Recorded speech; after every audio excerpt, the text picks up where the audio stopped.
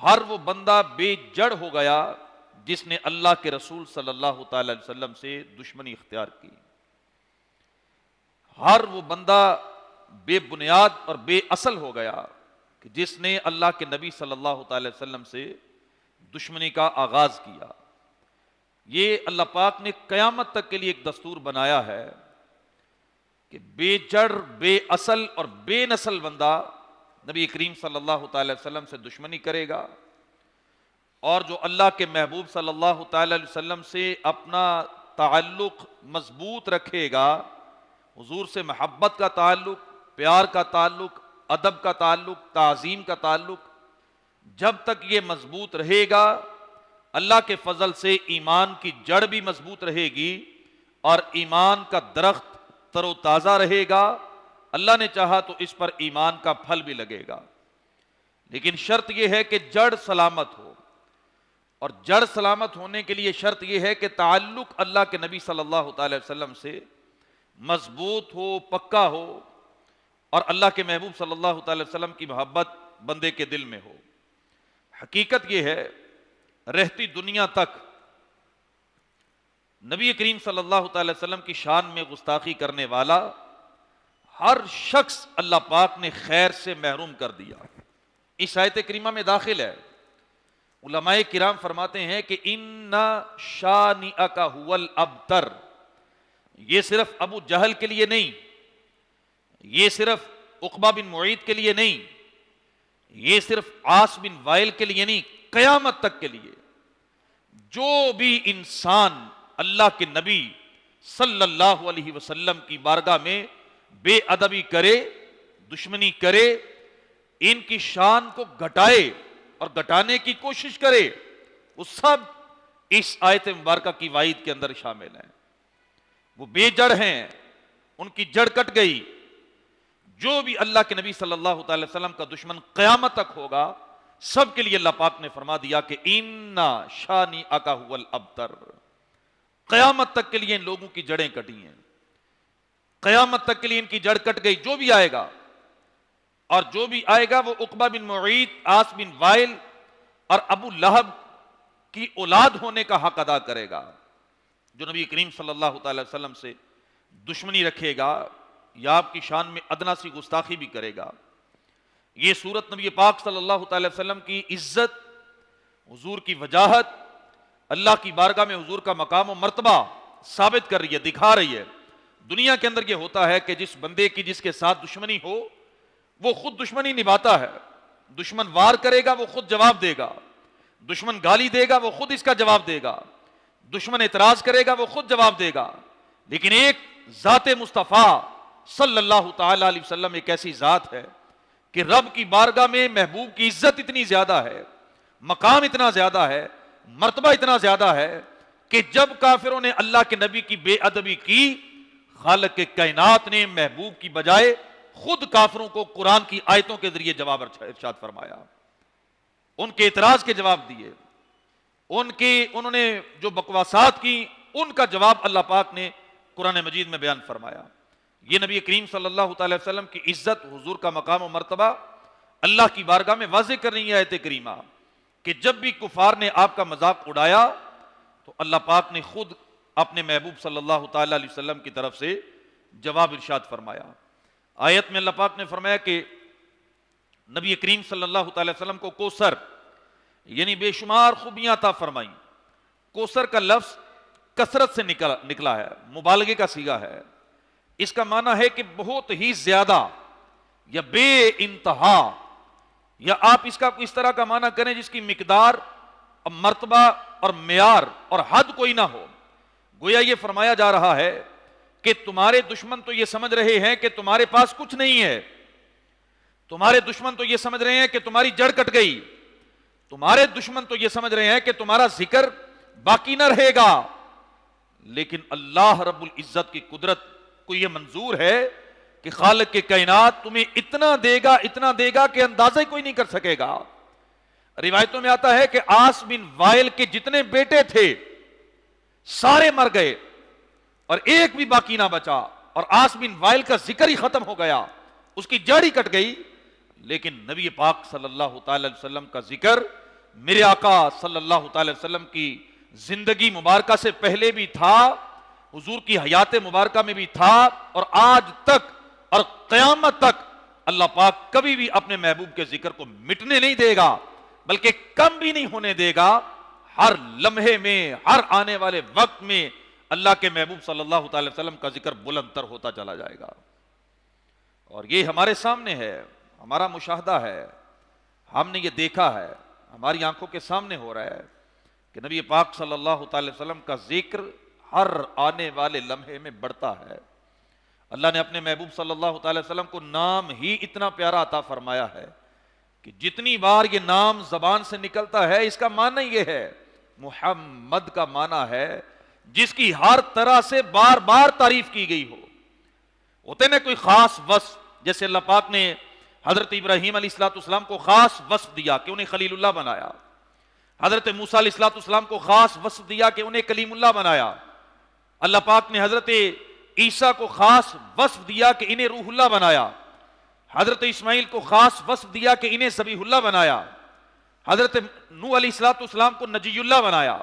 یعنی اللہ پاک نے انبیاء کرام کو خاص خاص وصف عطا فرمائے، لیکن قربان جائیں جب میرے آقا کی باری آئی نا تو خالق کے کائنات نے ایک وصف نہیں، دو وصف نہیں، تین وصف نہیں، نام ہی اللہ نے محمد رکھا ہے کہ جس کی تعریف ایک پہلو سے نہیں کی جاتی، بلکہ محمد کا معنی یہ ہے کہ جس کے اندر اللہ پاک نے ہر وصف اتنا زیادہ رکھا ہے کہ بار بار اس کی تعریف کی جائے، بار بار اس کو سراہا جائے۔ خود میرے آقا صلی اللہ تعالی وسلم نے فرمایا، جب آپ کی بارگاہ میں کسی نے آ کے عرض کیا کہ حضور کافروں نے یہ میٹنگ کی ہے، مشورہ کیا ہے، انہوں نے کہا کہ ہم ان کا نام ہی بدل دیتے ہیں، کیونکہ جب ہم محمد کہتے ہیں تو ان کی تعریف ہوتی ہے، تو ہم ان کا نام بدل دیتے ہیں، مزمم رکھ لیتے ہیں، جس کی بار بار مذمت کی جائے، تحقیر کی جائے، تو وہ مزمم انہوں نے نام رکھ لیا۔ میرے آقا صلی اللہ تعالی وسلم کو پتا چلا تو میرے نبی علیہ السلام نے فرمایا کہ یہ بھی میرے رب کا مجھ پہ کرم ہے کہ اللہ نے کافروں کی گالیوں کا رخ مجھ سے موڑ کر مزمم کی طرف کر دیا۔ وہ کسی مزمم کو تو گالیاں دے رہے ہیں، مجھے تو میرے رب نے محمد بنا کے بھیجا ہوا ہے۔ وہ پتہ نہیں کس مزمم کو گالیاں دے رہے ہیں، مجھے تو میرے رب نے محمد بنا کے بھیجا ہے صلی اللہ تعالی علیہ وسلم، کہ جن کے نام کی تعریف بھی بار بار کی جائے، بار بار جن کا ذکر خیر کیا جائے۔ اللہ رب العزت نے قرآن مجید میں ارشاد فرمایا وَرَفَعْنَا لَكَ ذِكْرَكَ، محبوب تیرے لیے ہم نے تیرے ذکر کو بلند کر دیا۔ اس آیت کی تفسیر میں مفسرین کرام نے لکھا ہے کہ ذکر مبارک بلند کرنے کی کئی صورتیں ہیں، ان میں ایک صورت یہ بھی ہے، رحمت دو عالم صلی اللہ تعالی علیہ وسلم نے حضرت جبرائیل امین سے پوچھا جب یہ آیت کریمہ نازل ہوئی وَرَفَعْنَا لَكَ ذِكْرَكَ، اللہ کے محبوب صلی اللہ تعالی وسلم نے حضرت جبرائیل امین سے پوچھا اس آیت میں جو اللہ نے یہ فرمایا ہے کہ محبوب تیرا ذکر بلند کر دیا جائے گا، میرا ذکر کس طرح اللہ بلند کرے گا، ذکر کی بلندی سے کیا مراد ہے؟ تو جبرائیل امین نے عرض کی کہ یا رسول اللہ صلی اللہ علیہ وسلم، اللہ پاک نے آپ کا ذکر اس طرح بلند کیا ہے کہ خالق کے کائنات فرما رہا ہے کہ محبوب آپ کے ذکر کی بلندی یہ ہے کہ جب جب میرا ذکر کیا جائے گا، میرے ذکر کے ساتھ ساتھ ہمیشہ تیرا بھی ذکر کیا جائے گا۔ یہ بھی ذکر کی بلندی ہے کہ ذکر خدا اور ذکر مصطفیٰ کو ملا دیا گیا۔ اور حضرت قتادہ رضی اللہ تعالی عنہ فرماتے ہیں، کہتے ہیں کہ اللہ پاک نے آپ کا ذکر دنیا اور آخرت میں بلند کر دیا۔ کیسے؟ کہتے ہیں کہ ہر خطیب، ہر تشہد پڑھنے والا اشہد اللہ الہ الا اللہ کہتا ہے، ساتھ اشہد ان محمد الرسول اللہ بھی کہتا ہے، یعنی ذکر خدا بھی کرتا ہے، ذکر مصطفیٰ بھی کرتا ہے۔ یہ اللہ پاک نے اپنے محبوب صلی اللہ تعالی وسلم کے ذکر کو بلندی عطا فرمائی ہے۔ قرآن مجید میں کئی ایسی آیتیں آپ کو ملیں گی، کئی آیتیں ملیں گی کہ جن میں اللہ پاک نے اپنے محبوب صلی اللہ تعالی وسلم کا ذکر اپنے ذکر کے ساتھ جوڑا ہوا ہے۔ یہ حضور کو وَرَفَعْنَا لَكَ ذِكْرَكَ کا جو تاج پہنایا، اس کی تفسیر یہ ہے کہ محبوب جہاں جہاں اللہ کا ذکر ہوگا، جب اللہ کا ذکر کیا جائے گا، اللہ کے ذکر کے ساتھ تیرا ذکر بھی کیا جائے گا۔ ہم کرتے ہیں نا، ذکر خدا کرے ذکر مصطفیٰ نہ کرے، ذکر خدا کرے ذکر مصطفیٰ نہ کرے، میرے منہ میں ہو ایسی زبان خدا نہ کرے۔ میری زبان پہ ذکر خدا تو آئے، ذکر مصطفیٰ نہ آئے، ایسی زبان اللہ مجھے نہ دے۔ کیوں؟ اس لیے کہ اللہ پاک کو یہ پسند ہے کہ اللہ کے ذکر کے ساتھ اس کے محبوب کا ذکر بھی کیا جائے۔ اللہ کو پسند ہے، اللہ کے نبی کو پسند ہے، صحابہ کرام کو پسند ہے۔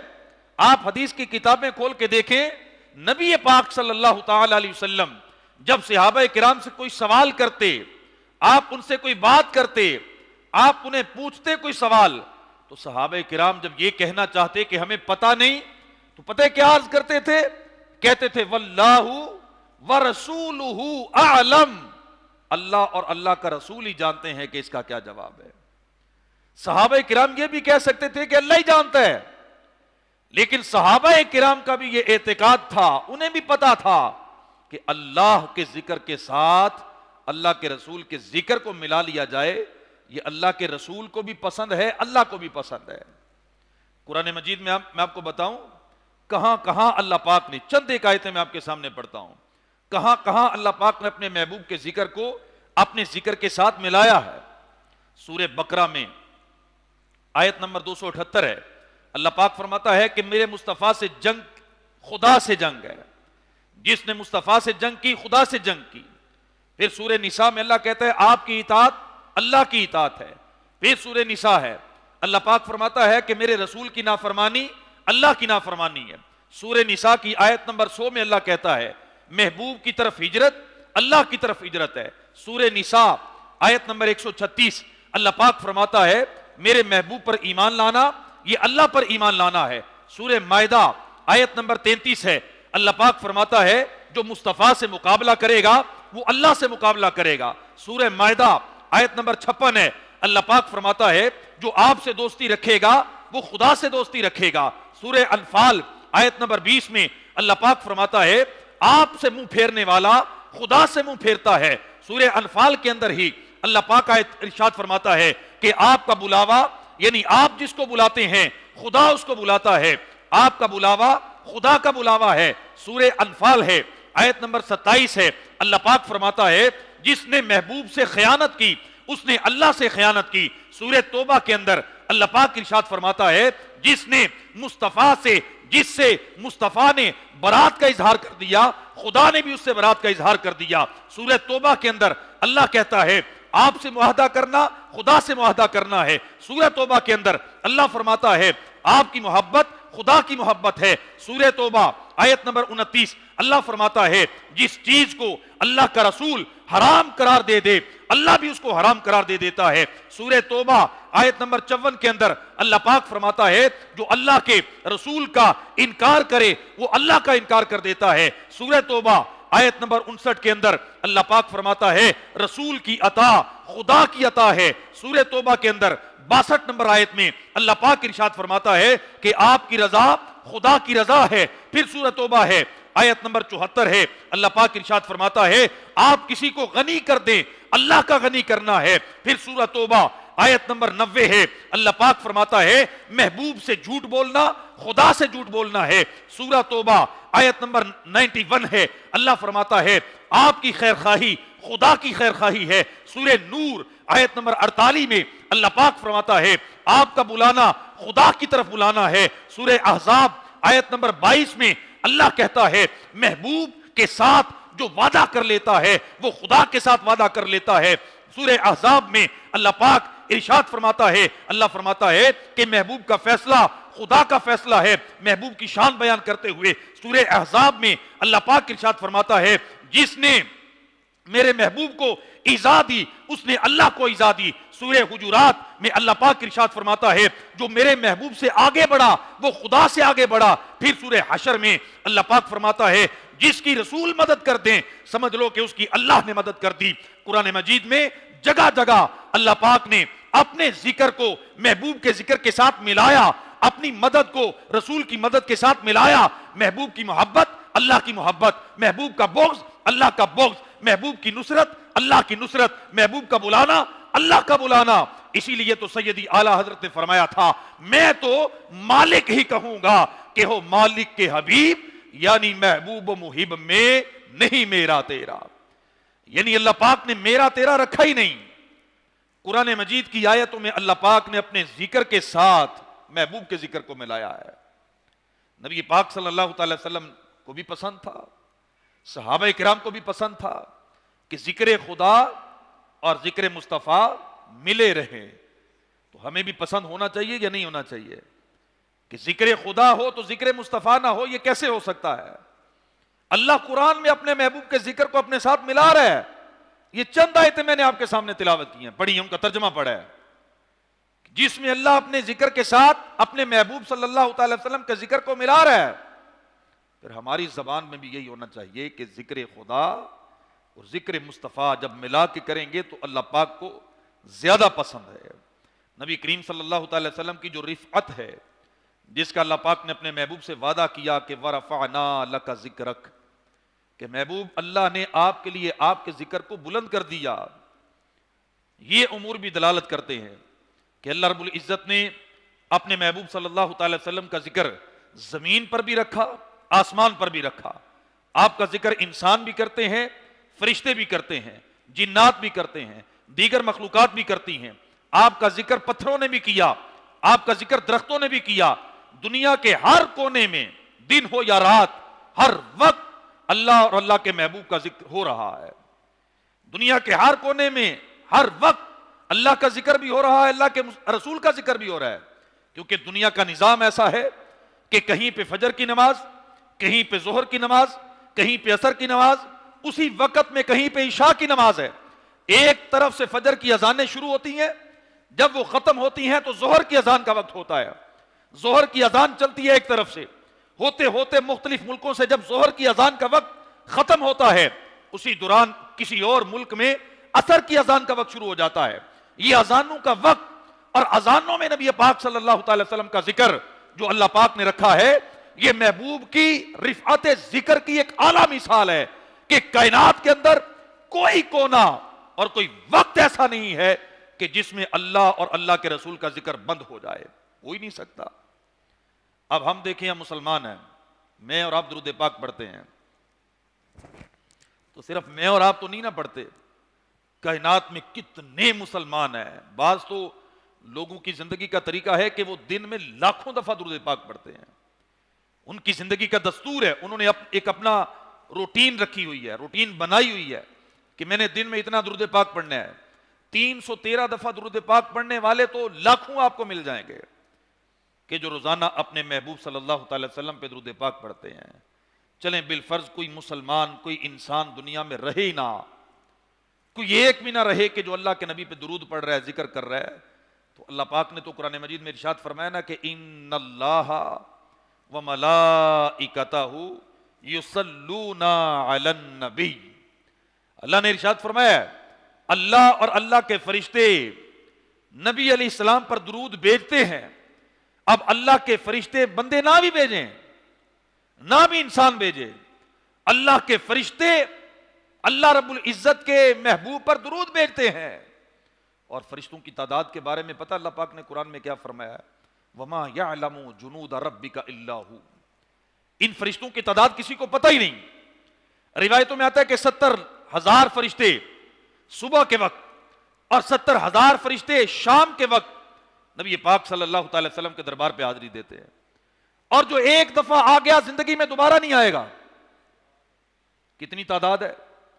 روزانہ 1,40,000 آتے ہیں جاتے ہیں، اور جو ایک بار آ گیا قیامت تک دوبارہ نہیں آئے گا۔ تعداد کتنی ہے کوئی پتہ نہیں۔ میرے آقا علیہ الصلوۃ والسلام پہ درود پاک کوئی بندہ پڑھے نا، اللہ پاک اس کے منہ سے ایک فرشتے کو پیدا کرتا ہے جو کوثر کے اندر جا کے ڈبکی لگاتا ہے، پھر وہ اپنے پر پھڑ پھڑاتا ہے۔ جب پر پھڑ پھڑاتا ہے تو ہر قطرے کے بدلے اللہ ایک فرشتے کو پیدا کرتا ہے۔ کتنی تعداد ہے فرشتوں کی؟ اندازے کوئی نہیں۔ نبی کریم صلی اللہ تعالی وسلم کی بارگاہ میں جبرائیل امین نے عرض کی کہ میں نے فرشتوں کی ایک قطار دیکھی ہے، جب سے میں پیدا ہوا ہوں میں نے دیکھا وہ قطار چلتی جا رہی ہے، چلتی جا رہی ہے، چلتی جا رہی ہے، اور جو ایک دفعہ وہاں سے گزر گیا دوبارہ کبھی نہیں آیا۔ کتنے فرشتے ہیں؟ اللہ پاک فرماتا ہے وما یعلم جنود ربک الا ہو. بعض جگہ پہ لکھا ہے کہ زمین کی اگر مخلوق کا حساب کیا جائے نا، ساری مخلوق یعنی انسان جتنے زمین پہ بستے ہیں نا، ان سے 10 گنا زیادہ، انسانوں سے 10 گنا زیادہ جانور زمین پر رہتے ہیں. اور جانوروں کو بھی جمع کر لیا جائے تو ان سے 10 گنا زیادہ، یعنی اگر 7 ارب انسان ہیں تو 70 ارب جانور ہیں. اگر جانوروں کو جمع کر لیا جائے تو ان سے 10 گنا زیادہ اللہ پاک کی مخلوق سمندر کے اندر ہے. اور سمندر کے اندر جو مخلوق ہے، اگر اس کو بھی پلس کر لیا جائے اور انسانوں کو بھی اور باقی جانوروں کو بھی جمع کر لیا جائے تو یہ زمین پہ چلنے پھرنے والے جنوں کا 10 گنا بنتے ہیں. جن اتنے زیادہ ہیں. تو اگر جنوں کو بھی پلس کیا جائے، جانوروں کو بھی پلس کیا جائے، چرند پرند انسان دریاؤں کے جانور بھی جمع کیے جائیں، تو روایتوں میں آتا ہے کہ ان سب کو جمع کر کے اگر زمین کے فرشتوں سے ان کا مقابلہ کیا جائے نا، جو زمین پہ اللہ کے فرشتے ہیں ان سے مقابلہ کیا جائے تو یہ فرشتوں کے مقابلے میں 10 گنا بنتے ہیں. فرشتے ان سے 10 گنا زیادہ ہیں. اور اگر ساری زمینی مخلوق کو جمع کر کے پہلے آسمان کے فرشتوں سے ان کا مقابلہ کیا جائے، پہلے آسمان کے فرشتے ان سے 10 گنا زیادہ ہیں. اگر ان کو بھی جمع کر لیا جائے پھر دوسرا آسمان، یہ 10 گنا زیادہ، ان کو بھی جمع کر لیا جائے تیسرا آسمان، یعنی 1 2 3 4 5 6 7 آسمانوں کے فرشتے ہر آسمان پہ پہلے سے زیادہ ہیں. ان سب کو جمع کر لیا جائے، آپ تصور کریں کتنی مخلوق بنے گی. انسان، چرند پرند، حیوانات، نباتات، جمادات، دریائی جانور، جن، فرشتے، زمین کے فرشتے، آسمانوں کے فرشتے سارے جمع کر لیے جائیں تو روایتوں میں آتا ہے اگر ان کو جمع کر کے اللہ کے عرش کے فرشتوں کے ساتھ مقابلہ کیا جائے نا تو یہ ایسے ہی ہیں جیسے جنگل کے اندر، ریگستان کے اندر ایک انگوٹھی پڑی ہوتی ہے نا ریت کے مقابلے میں، ایسے ان کی تعداد ہے. اتنے فرشتے ہیں. اور بعض روایتوں میں آتا ہے کہ 70 پردے ہیں، بعض میں آتا ہے 70,000 پردے ہیں. ہر پردے کے ساتھ فرشتے لٹکے ہیں، طواف کر رہے ہیں، کرسی کا طواف کر رہے ہیں، اللہ کے عرش کے پردوں کے ساتھ لٹکے ہوئے ہیں. اور اللہ پاک قرآن میں کہتے ہیں وما یعلم جنود ربک الا ہو. یہ فرشتے اتنے زیادہ ہیں، ان کی تعداد کسی کو معلوم ہی نہیں. یہ کرتے کیا ہیں؟ خالق کائنات فرماتا ہے ان اللہ وملائکتہ یصلون علی النبی، یہ سارے فرشتے میرے محبوب پہ درود پڑھتے ہیں. یہ درود پڑھ رہے ہیں، اللہ کے نبی پہ صلوات پڑھ رہے ہیں. یہ اللہ پاک نے اپنے محبوب کے ذکر کو یہ بلندی دی ہے. کافروں نے کہا تھا کہ یہ ذکر مٹ جائے گا.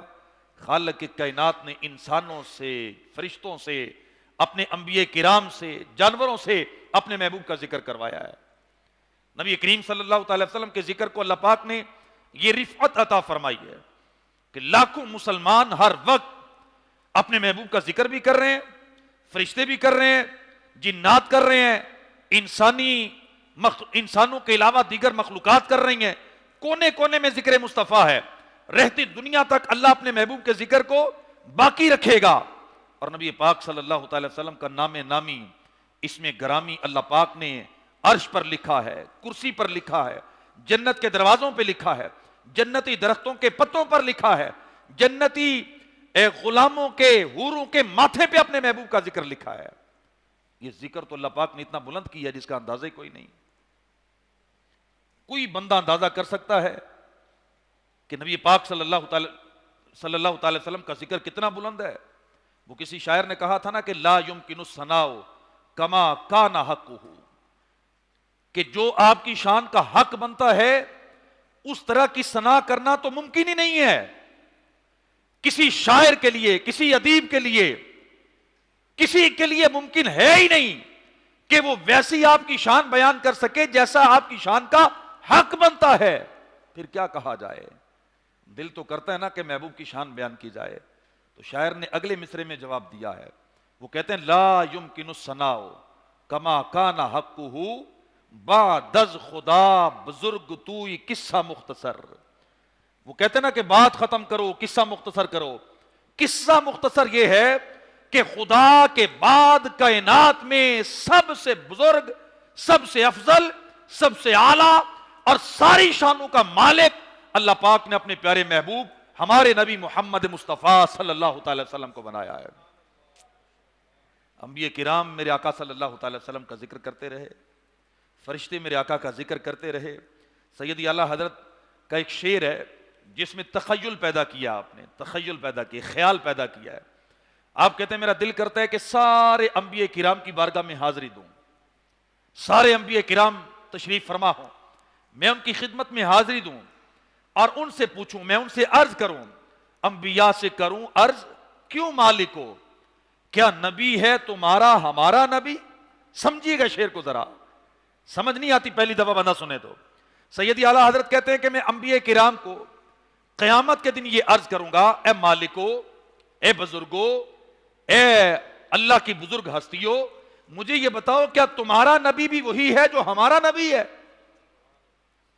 انبیاء سے کروں عرض کیوں مالکو، کیا نبی ہے تمہارا ہمارا نبی؟ تو انبیاء کرام آگے سے کہتے ہیں پتہ ہے کیا جواب دیں گے؟ وہ جواب دیں گے جیسے سب کا خدا ایک ہے ویسے ہی ان کا ان کا تمہارا ہمارا نبی۔ اللہ پاک نے نبی سب کو ایک ہی دیا ہے، محبوب سب کو ایک ہی دیا ہے۔ جیسے اللہ کے نبی صلی اللہ تعالی وسلم کا ذکر ہم کر رہے ہیں، ایسے ہی اللہ کے محبوب صلی اللہ تعالی وسلم کا ذکر اللہ پاک نے انبیاء کرام میں بھی باقی رکھا ہے۔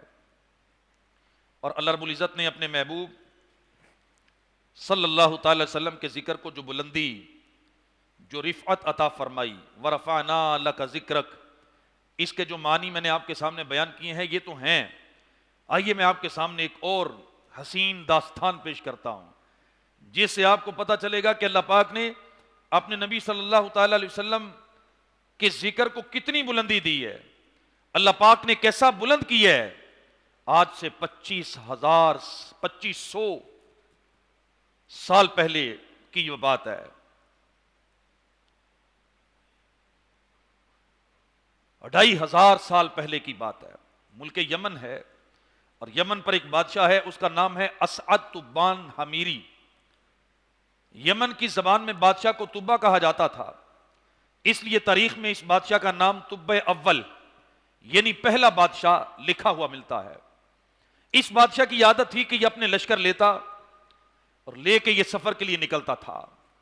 ایک دفعہ یہ سفر کے لیے نکلا تو اس کے ساتھ جو لشکر تھا اس کی تعداد جو کتاب کے اندر لکھی ہے وہ یہ لکھی ہے کہ 1,13,000 لوگ پیدل تھے اور 1,30,000 لوگ گھوڑوں پہ سوار تھے۔ تبا نے یہ لشکر لیا، سیر کے لیے نکلا، ملک ملک شہر شہر یہ سفر کرتا گیا، اور اس کا طریقہ یہ تھا کہ جس شہر میں جاتا وہاں سے 10 علماء جو شہر کے معتبر علماء ہوتے ان کو اپنے ساتھ اپنے قافلے میں شریک کر لیتا۔ کرتے کرتے کرتے اس کے 400 علماء کی جماعت بھی اس کے ساتھ ہو گئی، جو کمارے تھے، شادی شدہ نہیں تھے، چھوٹی عمر کے علماء تھے۔ اور جس شہر میں یہ جاتا لوگ استقبال کرتے، لوگ اپنی پلکیں بچھاتے، لوگ اس کی عزت کرتے، اس کو ہاتھ ڈالتے۔ اب یہ جاتے جاتے جاتے مکہ مکرمہ میں پہنچا۔ جب یہ مکہ مکرمہ میں پہنچا نا تو اب جب مکہ میں داخل ہوا اس کی توقع تھی کہ لوگ میری عزت کریں گے، مجھے ویلکم کریں گے، مجھے پروٹوکول دیں گے، لیکن لوگوں نے اسے دیکھا بھی نہیں، منہ ہی نہیں لگایا، عزت بھی نہیں دی۔ اب تبا بڑا پریشان ہوا کہ میں پیچھے جتنے شہر ہو کے آیا ہوں ہر ملک میں مجھے عزت ملی ہے، یہاں کیوں نہیں ملی؟ تو اس نے اپنے ایک وزیر سے مشورہ کیا۔ وزیر نے بتایا کہ یہ مکہ مکرمہ ہے، اس شہر کے اندر اللہ کا گھر کعبۃ اللہ ہے، اور اس شہر کے لوگ کعبۃ اللہ کے علاوہ کسی کی عزت نہیں کرتے، یہ تو خود معزز ہیں، یہ تیری کیا عزت کریں گے، یہ تو عزت مانگتے ہیں۔ جب تبا نے سنا کہ میری عزت کعبے کی وجہ سے نہیں کی گئی اور کعبے کی عزت میری عزت سے زیادہ ہے، پھر تبا کے دل میں یہ خیال آیا، اس نے دل میں نیت کی، اس نے کہا اچھا میں اس گھر کو گراؤں گا، میں اللہ کے گھر کو گراؤں گا، اسے نیست و نابود کروں گا، یہ جو آبادی والا گھر ہے اسے میں خربہ ویران جگہ بنا دوں گا، کوئی اس کی طرف دیکھے گا بھی نہیں، میں اپنے ملک میں جا کے ایک ایسا گھر بناؤں گا ساری دنیا وہاں آئے گی۔ اس نے دل میں نیت کی، اور اس نے یہ بھی سوچ لیا کہ میں یہاں کے مردوں کو قتل کر دوں گا، عورتوں کو قیدی بنا لوں گا، بچوں کو ذبح کر دوں گا. یہ نیت کی تو ساتھ ہی اس کے سر میں درد اٹھا، سر میں درد اٹھا، عجیب قسم کا درد تھا. اس کے ساتھ ہی اس کی ناک سے، منہ سے، آنکھوں سے، کانوں سے بدبو کے ببوکے اٹھنے شروع ہو گئے. ایسی بدبو تھی کہ کوئی بندہ پاس کھڑا ہو ہی نہیں سکتا تھا. یہ بڑا پریشان ہوا. حکیم بلائے گئے، طبیب بلائے گئے، لیکن علاج کوئی نہ ہوا. اب یہ طبہ کو ایک کمرے میں بند کر دیا گیا. کوئی بندہ اس کے پاس ٹھہر ہی نہیں سکتا تھا. ان کے ساتھ جو 400 علماء کی جماعت تھی، ان میں سے ایک عالم صاحب نے، انہوں نے اس کے ایک وزیر کو بلایا اور بلا کے کہا کہ اگر بادشاہ مجھے سچ سچ بتائے نا تو میں اس کا علاج کر سکتا ہوں. وزیر نے بادشاہ سے بات کی، بادشاہ مان گیا، ٹھیک ہے میں سچ بتاتا ہوں. اس عالم صاحب نے جا کے بادشاہ سے پوچھا، بادشاہ بتا، کعبۃ اللہ کے بارے میں تیرے دل میں کوئی خیال تو نہیں آیا؟ بادشاہ نے سچ بولا، کہنے لگا کہ میں نے کعبہ کو گرانے کی نیت کی تھی. اس عالم صاحب نے کہا کہ یہ سب کعبے کی بے ادبی کی وجہ سے ہے، تو ابھی اپنی نیت بدل، اللہ تجھے شفا دے دے گا. بادشاہ نے نیت بدلی. عالم صاحب ابھی دروازے سے باہر بھی نہیں نکلے تھے، اللہ پاک نے اسے شفا عطا فرما دے، ٹھیک ہو گیا. پھر اس نے خانہ کعبہ پہ غلاف چڑھایا. 7 غلاف اس نے تیار کروائے خانہ کعبہ کے لیے. اس سے پہلے تاریخ میں کبھی خانہ کعبہ پہ غلاف نہیں تھا، ننگی دیواریں تھیں، پتھر تھے. سب سے پہلے طبہ حمیری نے خانہ کعبہ کے اوپر غلاف چڑھایا. اب گوگل پہ سرچ کر کے دیکھے، طبہ حمیری کا نام لکھیں گے نا، یہ ساری کہانی آپ کے سامنے آ جائے گی. خانہ کعبہ پہ سب سے پہلے غلاف چڑھانے والا بھی طبہ حمیری تھا. پھر اس نے وہاں خانہ کعبہ کی عزت کی، لوگوں کی عزت کی، اور اپنے قافلے کو لے کے یہ چل پڑا. پھر یہ کعبے سے نکل کر، مکے سے نکل کر مدینہ طیبہ پہنچا. جب مدینہ طیبہ پہنچا وہاں لوگ نہیں تھے، زمین تھی، چٹیل میدان تھا، ایک پانی کا بس چشمہ تھا. جب یہاں پہنچے تو ان 400 علماء نے اس جگہ کی نشانیاں دیکھی، درخت دیکھے، پہاڑ دیکھے. انہوں نے آپس میں مشورہ کیا. انہوں نے کہا ہمیں تو لگتا ہے کہ یہ وہی جگہ ہے جس کا ذکر ہماری کتابوں میں موجود ہے، کہ اس جگہ پہ اللہ کے آخری نبی ہجرت کر کے آئیں گے، یہاں 10 سال رہیں گے، ان کا روزہ بنے گا. 400 علماء نے میٹنگ کی، فیصلہ کیا، ہاں بالکل یہ وہی شہر ہے، یہی وہ شہر ہے جہاں پہ اللہ کے آخری نبی آئیں گے. انہوں نے کہا پھر تو ہم یہاں سے نہیں جائیں گے. تو انہوں نے کسی نے کہا کہ اگر نہیں جائیں گے تو بادشاہ نہیں چھوڑے گا.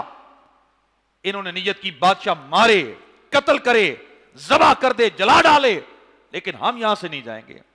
ہم یہاں بیٹھ کے اللہ کے آخری نبی کا انتظار کریں گے، ہم نہیں جائیں. انہوں نے بادشاہ سے جا کے کہا. بادشاہ بڑا پریشان ہوا. اس نے وجہ پوچھی، انہوں نے وجہ بتائی. بادشاہ نے کہا جب تم اپنی کتابیں پڑھ کے اس اللہ کے نبی کی نشانیاں دیکھ کر تم اس کا استقبال کرنے کے لیے بیٹھ سکتے ہو، تو طبہ حمیری بھی تمہارے ساتھ بیٹھ کے اللہ کے آخری نبی کا استقبال کرنے کا انتظار کرے گا. میں بھی انتظار کروں گا، میری فوجیں بھی یہاں ہیں. یہ 43,000 کا لشکر بیٹھا مدینہ طیبہ کی زمین پر. 1 سال بیٹھے رہے اور بیٹھ کے ذکر مصطفیٰ کیا کرتے تھے، بس حضور کا ذکر کرتے تھے، انتظار کرتے تھے. 1 سال کے بعد طبہ حمیری نے کہا کہ جن کا میں نے انتظار کیا وہ آئے تو نہیں، میں جا رہا ہوں. 400 علماء کی اس نے شادیاں کروائیں، 400 گھر بنائے. ایک گھر اس نے ڈبل منزلہ بنایا، باقی سارے سنگل. اور سب سے بڑے عالم کو اس بڑے گھر میں اس نے جگہ دی، ان کی شادیاں کروائیں، انہیں گھر بنا کے دیے، اور انہیں کہا کہ تم یہاں بیٹھ کے اس نبی کا انتظار کرو.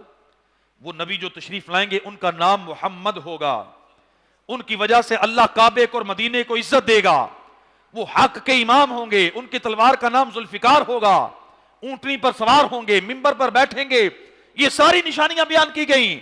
اللہ کے نبی کے ذکر کی محفل سجائی گئی، ذکر مصطفیٰ ہوا. اور اللہ کے نبی کا ذکر کرنا ہی تو محفل میلاد ہے، یہی تو محفل میلاد ہے کہ اللہ کے نبی کا ذکر انہوں نے کیا، میرے آقا کی شانیں بیان کی. اور پھر اس نے خط لکھا، اور خط کے اندر اس نے نبی کریم صلی اللہ تعالی وسلم کی بارگاہ میں سب سے پہلے جملہ لکھوایا، یا محمد صلی اللہ تعالی وسلم. میرے آقا سامنے نہیں تھے، ابھی آئے نہیں تھے. اس نے لکھوایا یا محمد میں آپ پر قربان، میں قرآن مجید پر ایمان لاتا ہوں، آپ کے دین کو اپناتا ہوں، ہر اس چیز کو میں نے مان لیا جو آپ لے کر آئیں گے. اگر میں آپ کی صحبت پانے میں کامیاب ہو گیا یہ میری سعادت مندی ہے. اگر آپ میرے جانے کے بعد تشریف لائیں تو گواہ رہیے گا کہ میں آپ کا سب سے پہلا امتی ہوں، میں آپ کا فرمانبردار ہوں. اور میں آپ سے یہ سوال کرتا ہوں کہ قیامت کے دن مجھے بھول نہ جائیے گا، میری شفاعت کر کے مجھے اپنے ساتھ جنت میں لے کے جائیے گا. اس نے خط لکھا، سب سے بڑے عالم کو دیا اور کہا کہ میرا یہ خط آخری نبی تک پہنچا دینا. 2500 سال، پھر 1500 سال گزر گئے. پھر ایک دن مکہ مکرمہ میں 1000 سال جب گزر گیا، 2500 سال پرانا واقعہ ہے، 1000 سال جب گزرا، مکہ مکرمہ میں 12 ربیع الاول کو نبی کریم صلی اللہ تعالی وسلم کی ولادت ہوئی. میرے آقا نے 53 سال یہاں گزارے. پھر نبی پاک صلی اللہ تعالی وسلم کو ہجرت کا حکم ملا. نبی کریم صلی اللہ تعالی وسلم ہجرت کر کے مدینہ طیبہ کی طرف چلے. جو ہجرت کر کے حضور کے ساتھ گئے انہیں مہاجر کہا جاتا ہے، جو مدینے میں موجود ہے انہیں انصار کہا جاتا ہے. یہ انصار جنہوں نے 1000 سال وہاں بیٹھ کے اللہ کے نبی کا انتظار کیا ہے، یہ ان 400 علماء کی اولاد میں سے تھے. ان کو جب پتا چلا کہ اللہ کے آخری نبی آ رہے ہیں، انہوں نے مشورہ کیا کہ وہ خط اللہ کے نبی کی بارگاہ میں کیسے پہنچایا جائے. انہوں نے ایک شخص کا انتخاب کیا جس کا نام ابو لیلہ انصاری تھا. انہوں نے ابھی اسلام قبول نہیں کیا تھا. انہیں کہا تھا کہ خط تم اللہ کے نبی کو دو گے. انہوں نے خط لیا، مکے کی راہ پہ چلے. میرے آقا قبیلے بنو سلیم میں ٹھہرے تھے. انہوں نے کبھی میرے آقا کو پہلے نہیں دیکھا تھا. یہ جب گئے نبی کریم صلی اللہ تعالی وسلم کے سامنے پہنچے. میرے آقا صلی اللہ تعالی وسلم نے ارشاد فرمایا ابھی بات کوئی نہیں ہوئی. میرے آقا نے فرمایا کہ انتا ابو لیلہ، تم ابو لیلہ ہو؟ انہوں نے کہا ہاں میں ابو لیلہ ہوں. کہا تمہارے پاس میرا خط بھی ہے؟ کہا ہاں میرا خط بھی ہے. میرے آقا نے فرمایا میری امانت میرے حوالے کرو. ابو لیلہ حیران و پریشان واپس آ گئے. میرے آقا اپنی اونٹنی لے کے مکے میں آئے، مدینے میں آئے. لوگوں نے اپنے گھروں کی طرف بلایا، لیکن میرے آقا نے کہا میری اونٹنی کو چھوڑ دو، جہاں اللہ چاہے گا یہ رکے گی.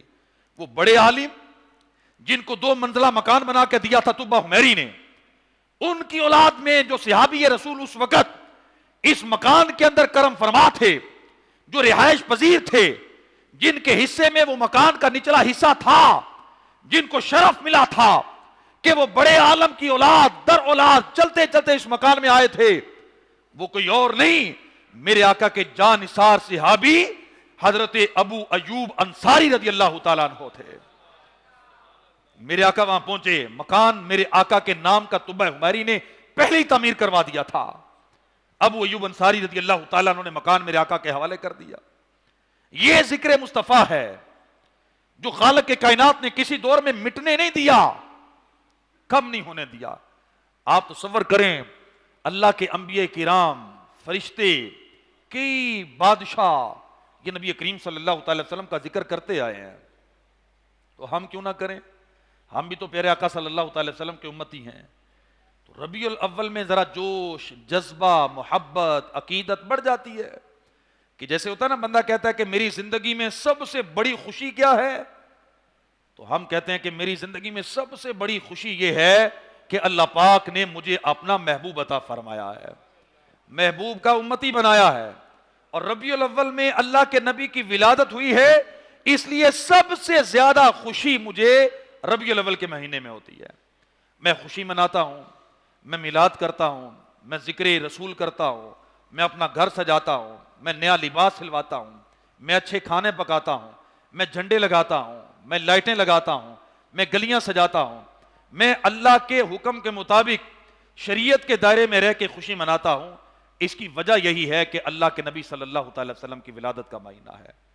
اللہ پاک ہمیں اپنے پیارے محبوب صلی اللہ تعالی وسلم کی سچی سچی محبت عطا فرمائے. آمین بجاہ النبی الامین.